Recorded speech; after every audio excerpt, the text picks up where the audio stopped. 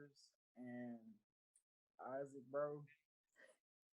I'm actually a Grace. I'm actually a Grace, bro. 'Cause I've been thinking about it today. I haven't like pondered heavily on it, but I've definitely thought about it, bro. And I'm never, ever, ever, ever gonna forget about the smoking the 28-3. I'm not gonna forget about that ever. Somebody background sound like noise. But bro, I think I gotta show a little. If Sedacious can't respect Josh Allen, if Christian could put some respect on the Chiefs name, bro. I ain't saying I'm completely converted or soul, but I gotta put a little bit of respect on Kyle Shanahan name, bro. I got to, dog. I got to. I got to. I will ditto those sentiments, and I will also give credit where credit is due. He schemed up a masterful game against not only the Cowboys, but you know, he schemed up a couple good games, and he gets the most out of his players, and he knows how to mask and hide Jimmy Garoppolo's deficiencies better than any coach that I've seen. He was masking and disguising them better than Bill Belichick would. Yeah. Yeah. So there's a lot of places I want to go with this game. So Hey, that was he cried. was touching right there. What? Yeah, I ain't gonna lie, there's a lot of agreeableness going on. Hey, Isaac, we don't have to. We just give him respect with respect is due. You know what I'm saying? Respect the game, yeah. Yeah, we respecting the game out there in the world. You know, we ain't no haters. We ain't no haters. So before we can probably dive into Kyle and Jimmy a little bit more, but first and foremost, I don't know how y'all. I know it's a team sport, but heavy is the head who wears the crown. Nothing more, nothing less. Is this loss by the Packers Aaron Rodgers' fault? Or if we don't want to put a 100% blame, what is your percentage of blame that you give to Aaron Rodgers for not being able to get his team over the hump with the week off, time to rest, and finally being at home, which he said that's what he's been needing to possibly prevail and finally get to the Super Bowl, having some home games in the playoffs? I give him about 33%. Sedacious? Give about 25%. Shine hard. Back to you, there, once Isaac gets his. I'm gonna give it. You know what? I'm gonna give Aaron Rodgers 40-45% of the blame. Darnell? You're on mute before you try to say what your answer is. Mega I'll mind. definitely say a solid 50%. Okay. Coach Johnson, why 33%? Because there were open throws that he just decided not to take. We saw the last. I think this was his last pass where he threw it in double covers to Devontae Adams. He had Alan Lazard of Iowa State legend Alan Lazard coming across the middle wide open. He had a few plays like that where he tried to force it into Devontae Adams or Aaron Jones. Didn't trust his other players. Hey, I know these guys aren't first round picks, but these are the guys you got. And so, he just didn't give him a chance. It was funny. Jimmy Ward, the 49ers safety, went on Darius Butler's podcast this week and talked about it. It's like, hey, our game plan was just to stop Devontae Adams. He said we knew if we could take away him either pre-snap with our look pre-snap or post-snap, that we would have a chance. And after that first drive, that's what they did, and they gave themselves a chance. So, and Aaron Rodgers was not able to take advantage of that. Now, the reason why I gave him only 33% because y'all look at Matt LaFleur as offensive play caller to figure that out and scheme some stuff up for the other guys, which I'm not sure if he did a good enough job there. So, you got that there, and then the special teams, obviously. All right, so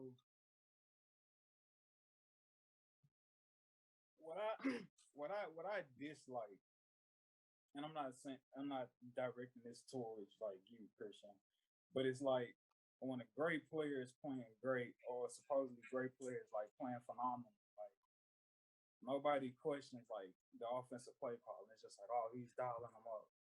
But then when his play isn't efficient or prominent, like the blame doesn't go to that guy not getting it done. It goes to maybe it's the play calling. Where you and yourself just said he was forcing the ball to Devontae Adams, and so like who's to say plays weren't drawn up for other guys to get open, but Aaron Rodgers just was being hard headed about not trusting them. I mean, I'm not sure. I'm not. Fault. Yeah. I'm not in the huddle. I'm not on the intercom system there on the sideline with the Packers. So I'm not sure what's being called. But there are plays where you can call where, hey, it's only one guy getting the ball and it's not Devontae Adams, right? Where Aaron doesn't have any choice what to throw to this guy, right? Those plays are available. Which they did that to Aaron Jones sometimes, but it's like, hey, only two guys were getting the ball, Aaron Jones and Devontae Adams. So, so I'm not sure, man. There's a lot of blame to go around, but obviously, Aaron Rodgers. You expect from Aaron Rodgers what you saw from Patrick Mahomes and Josh Allen. Yeah, you expect that. Yeah, and we didn't get it. Yeah, Aaron Rodgers, Aaron A-Rod, or we should probably call him A-Ron because he wasn't really Aaron Rodgers or discount double check. But 20 for 29 passing, 225 yards, 0 touchdowns, and 0 interceptions. You talk about forcing it to Aaron Jones and Devontae Adams. Aaron Jones, 9 receptions for 129 yards, 10 targets. Devontae Adams, 9 receptions for 90 yards, 11 targets. Alan Lazard, that pass you was talking about, that was his only reception and his only target. And Mercedes Lewis, 1 reception for no yards and 1 target. So, and he was sacked 5 times. He got a 91.9 passer rating. Sometimes the numbers can be skewed. Your defense holds the Niners to 3 points for a long majority of the game. So defense is holding up their end of the bargain. All right. They really were. Like defense is really holding up their end of the bargain for you. I would say Patrick Mahomes. Forgive me, Lord. I'm so sorry. Yeah, don't say that. Don't right. say that. Defense holds up their. Cause that man don't need nothing. Okay. For Aaron Rodgers. All right, and 6:15 mark. All Jimmy G got is 9. All Jimmy G got at the 6:15 mark in the fourth quarter is 9 for 17, 105 yards, and 1 interception. So the defense is also giving you a takeaway. Aaron Rodgers. Then where is it at? Where is it at? Where did it go? Sorry, that's a little bit. All right, so 6:15 mark. They go for the 4th and 1. What does your defense do? They get you a turnover on downs. Aaron Rodgers. It's 6:10 and y'all up. It's 6:10 left in the 4th. And y'all are up 10-3. And you go 3 and out. From there, that's when the block punt came, recovered for a touchdown. Now it's a tie ball game, 10-10. But you get the ball back again, Aaron Rodgers. A touchdown or maybe a field goal. Nothing. Nathan, you start off 1st and 15 because of a ineligible receiver. So you 1st and 15, ball on y'all 24, 428, and you go 3 and out. Not even a first down.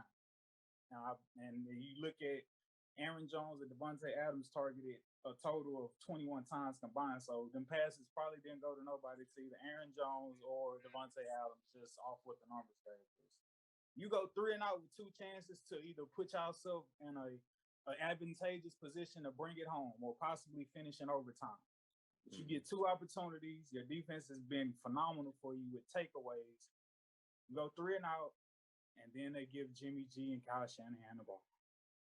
Hey. And Jimmy G takes them to the promised land. He goes 2 for 2. He just needed to pass it twice, 2 for 2 for 24 yards and 2 first downs. And Deebo Samuels and everybody else handing it off took care of the rest. Like I said, man, heavy is the head who wears the crown, bro. When you numero uno, you head honcho, you top dog. When you have MVP, you the MVP. When you are the player who, yes, it's 11 players on the field, so many variables, but you have the domino effect variable. You have the domino effect variable, and you have a double domino effect variable in what some say the best receiver in the league. You were stripped of that. You couldn't adapt. We talk about other quarterbacks being able to spread the wealth. Hey, we're gonna take Stephon Diggs away from you, Josh Allen. Okay, Gabriel Davis, 4 touchdowns. I'll find my way. So I mean, hey, you preaching right now, man. But that's what I'm saying. We expect from Aaron Rodgers. I mean, a lot of blame does need to be put on his shoulders because we expect, like I said, we blaming the front office because they put together a lot of hogwash with the roster, like they do every year. They expect Aaron Rodgers to make chicken salad out of chicken. You know what? I mean, that roster's not that bad, bro. The roster's not that bad. I don't think it's valid to blame the front office when he got you a first round bye, when he's an MVP. So why is it now? It wasn't their fault. I mean, why there was no praise on him when he used what he had to get them a first round bye. He shouldn't win the MVP. He shouldn't, but Tom Brady should definitely win the MVP.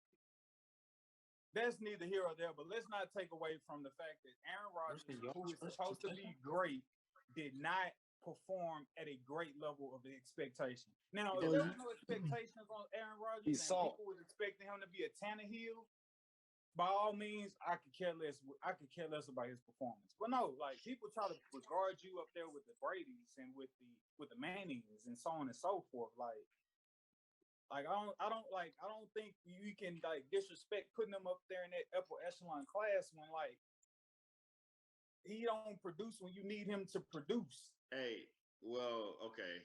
Look, and I know most artists, he's a great quarterback. Like your talent doesn't always coincide with like you producing as a player. So I'm not saying he's not a great talent. I understand that. But I understand that, but no, I would not take him away from being inside that echelon that you just talked about. But I mean, hey, he played a terrible game the other day. That is what it is. Evidence obvious. He played terrible. He's 0-4 now versus the 49ers, his childhood favorite team, who he thought he was going to get picked by number 1. It's been, his kryptonite, his whole career. So, told them boys they was going to be sorry about not drafting him. Hey, I feel like he's. Hey, you know what's funny? I saw a tweet today from somebody that was like, man, even though we passed up on Aaron Rodgers in the draft, he still got us 4 playoff wins. So that was funny, dog. At the beginning of the year, man. It's like I was saying at the beginning of the year, he's actually showing the front office, just like he said in that interview preseason. Like this is what I got. And I'm gonna show y'all what I got.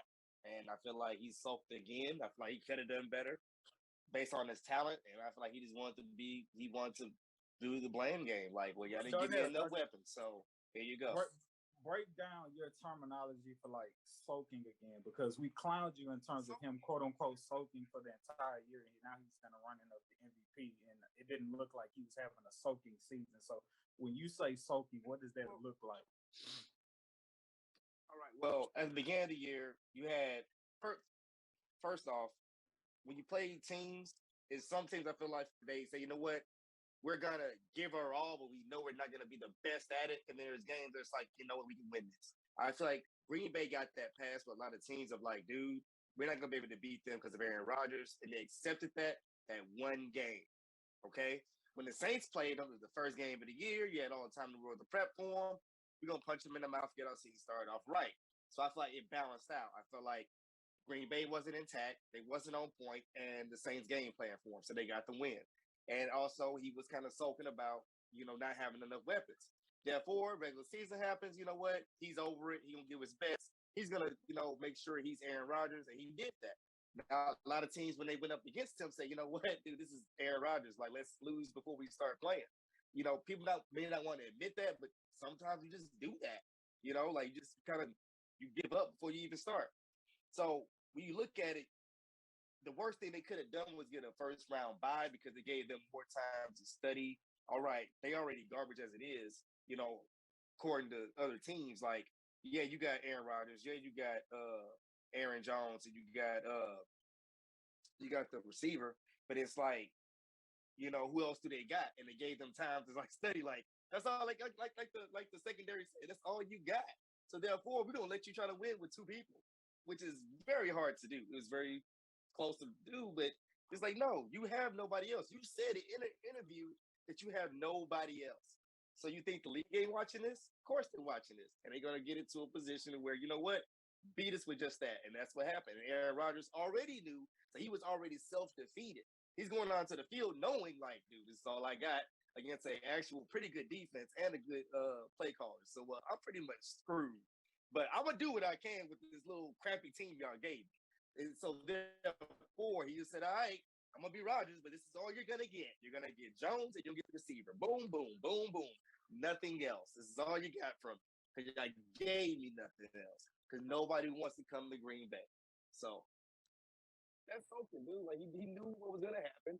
He did his best, which is give his two primary targets all the targets. So you think he self-sabotaged it because he already knew the end was near and he just didn't care, and it was just Aaron Rodgers. It's not self-sabotage if you already tell.